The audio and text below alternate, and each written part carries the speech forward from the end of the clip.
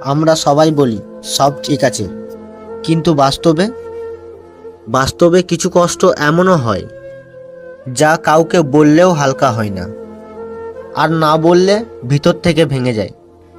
বাস্তবটা এমন, এখানে কষ্ট হলেও শব্দ হয় না, শুধু ওই মানুষগুলো আস্তে আস্তে কথা বলা কম করে।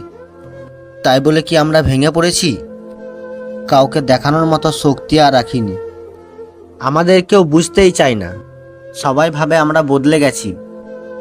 আমরা এখন বাস্তবতা শিখে গেছি।